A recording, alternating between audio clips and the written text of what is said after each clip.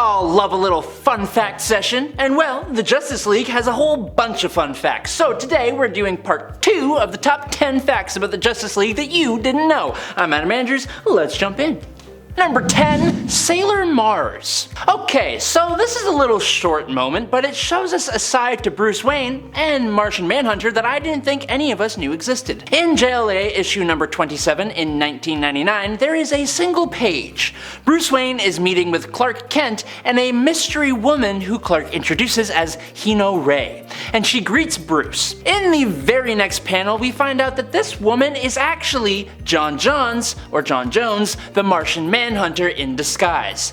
How do we know that? Well, Batman says that while the accent was flawless, the name was a dead giveaway. Now this may fly right over your head, it did for me at first, but Rei Hino is the name of Sailor Mars from Sailor Moon. That means Batman, Bruce Wayne, billionaire and mass detective vigilante who has mortally wounded characters like Darkseid and beats criminals to a pulp with his bare hands, and Martian Manhunter, a literal Martian with powers that are stronger than Superman and who is millions of years old and has dealt with the extinction of his own species, both watch Sailor Moon and are big enough fans to use and recognize a name from the show, and not even the name of the main character. That's nuts. Number 9, of America. As of the New 52, the team's official name is now just the Justice League. The Justice League of America was an entirely different government-sponsored team of heroes working under Amanda Waller and Steve Trevor. Waller's original plan is for each member of the Justice League of America to serve as a counterpart to a member of the main Justice League team and be able to engage them in case they were to go rogue. This team consisted of Catwoman, Dr. Light, Green Arrow, Green Lantern Simon Baz, Hawkman, Katana, Martian Manhunter, Stargirl, and Vibe. While they were brought together to defend America from superhuman threats of all kinds, unknown to even them, they were secretly in training to take down the Justice League. Some of its members would form the Justice League United after this team disbanded, which also disbanded, and Batman would create another JLA for heroes who wanted a fresh start. But the main Justice League will continue to be just that.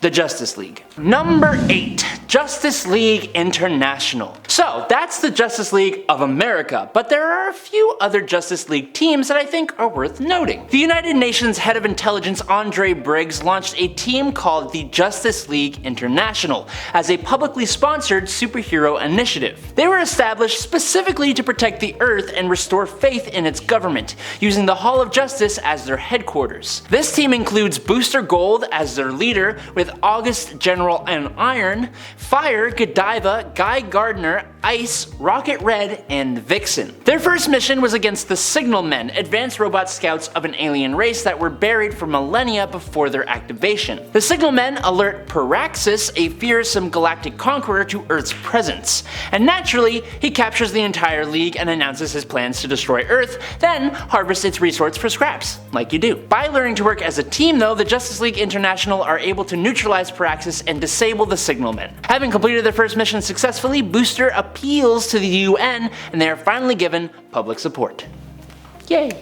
Number 7, Justice League Dark. While there are other teams we could talk about, I think the last Justice League inspired team I want to mention today is the Justice League Dark, possibly one of the coolest teams in my opinion. Justice League Dark is a branch of the Justice League dedicated to dealing with mainly mystical and supernatural threats. Its founding members include Deadman, John Constantine, Madame Xanadu, Shade, the Changing Man, and Zatanna. They were first brought together by Madame Xanadu when she foresaw a terrible future and to stop the Enchantress when she went on a rampage after being separated from her host, June Moon. Kinda similar to the first Suicide Squad movie, except not dumb. The whole team met for the first time in their final battle with Enchantress, which ended when Constantine bonded her to June Moon again, protecting hundreds of others. When Xanadu then tried to rally them as a team, they were pretty much all not about it. But eventually, because DC had to sell comics, Constantine, Deadman, Shade, and Zatanna begun having horrible nightmares and visited Xanadu again, who revealed that these were visions of what would come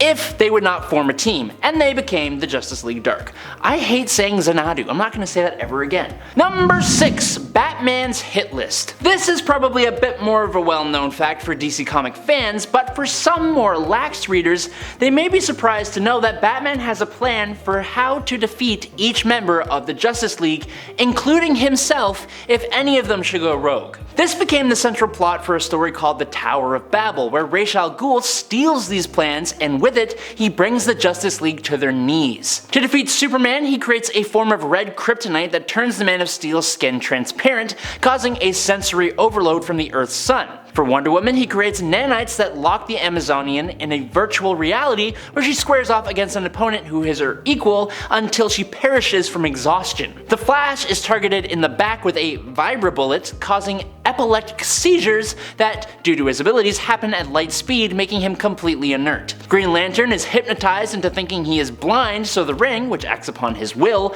makes him blind. Batman's Aquaman exploit uses the Scarecrow's fear toxin to induce hydrophobia, making him afraid of the very water that powers him. He does something similar to Martian Manhunter, but with fire, using nanites that cause him to experience perpetual combustion. Plastic Man's unique physiology means covering him in liquid nitrogen and freezing him is the best way to bring him down, and the villain takes this a step further and smashes him with a hammer. And lastly, the way to defeat the Dark Knight is to steal someone he cares for or to distract him. But in the animated version of this story, he actually says his contingency was the rest of the League, and Superman specifically, which I like way more. Number 5. Wonder Woman. Now, to preface this, it's more of a Justice Society fact, but it's kind of nuts and has to do with a founding Justice League member. Nowadays, Wonder Woman is a symbol. One of the most powerful beings on the earth, and its strongest warrior is Wonder Woman. She represents feminine power, but comics have been around for a long time, and before things became a bit more fair. When Wonder Woman first joined the Justice Society of America, the Justice League's predecessor by 20 years, she was just an honorary member and was given the grand role of the Secretary. The most powerful woman in the world reduced to a gender stereotype position. Wonder Woman made her first appearance in All-Star Comics number 8, and she was, quote, allowed to appear without a solo series of her own as long as she remained the Secretary, beginning in the 13th issue. From 1942 to 1947, the position remained, and luckily, it didn't last forever. Number 4. Mini-Me. Back in the day, while Superman was a fairly new being, he would kind of have whatever superpower he wanted/needed at the time, until eventually his set table of powers was established. But there is one new power that appeared in 1958's Superman number 125, where Superman learned to fire a tiny version of himself out of his hands. After discovering a tiny spaceship that blows up in his face, Superman loses all of his abilities minus, interestingly enough, his invulnerability. Luckily though, he gained the ability to literally fire a doll-sized version of himself out of his hand that had all of his powers and would go and beat up criminals or melt icebergs. What's hilarious is that Superman even got kinda jealous of the little mini-him. When a guided missile was on its way to the Eiffel Tower, he sent out his little buddy and an onlooker shouted, "How cute!" To which Superman said, "Cute? What nonsense!" Fortunately though for Superman, his mini-me was destroyed by a kryptonite meteorite and Superman's powers were restored. This wasn't the only weird power though. The face of the Justice League and DC Comics has also had the power to shapeshift, control minds, phase through matter, perform hypnosis. He had super ventriloquism, telekinetic vision, and something called, quote, super imagination, all at different points and for various different stupid reasons. Number 3. Marvel's version. It may surprise a few people to know that Marvel has a version of the Justice League.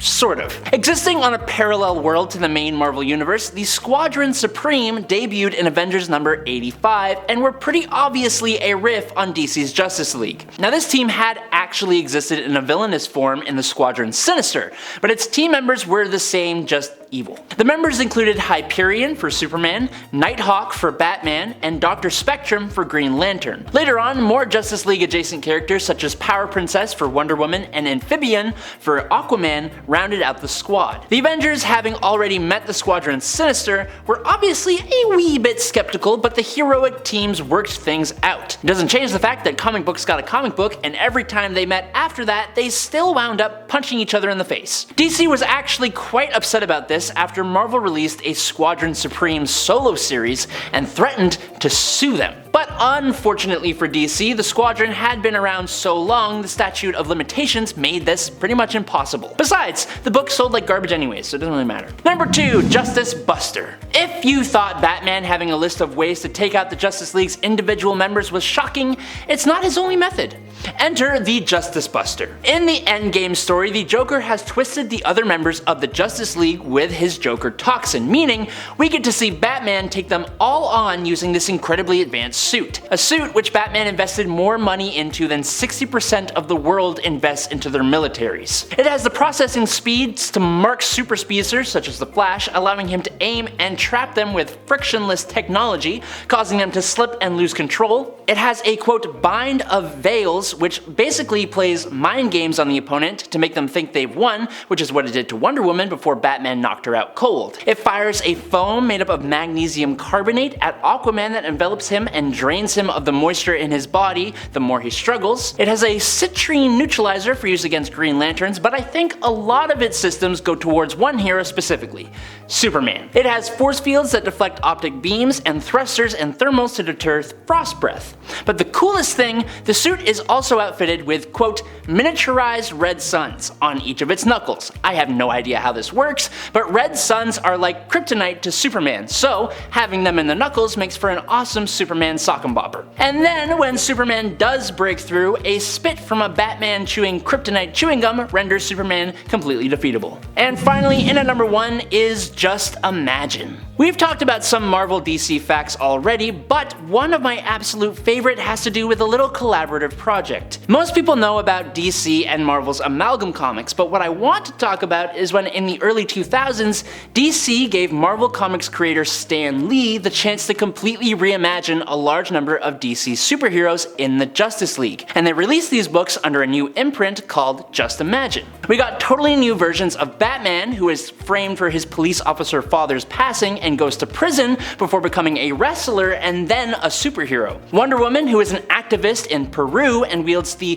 Tapak Yari that gives her powers. Superman, who is an alien lawman named Salden who followed his wife's killer back to Earth. Green Lantern, who was an elemental hero given powers by the Tree of Life Yggdrasil. The Flash, who was a woman named Mary Maxwell who was infused with hummingbird DNA, which I have no idea how that works. Shazam, who was a guy who could turn into a demon, and Aquaman, a marine biologist who was exposed to a strange glowing green substance and gained the ability to transform himself into living, quote, hard water. There were even more characters than that, but Stan wrote a JLA book that brought these characters together as a team, and it's all just super great. And with that, that is all the time I have left. I shall catch you nerds on the flippy flop, but until then, take it easy and peace out, nerds.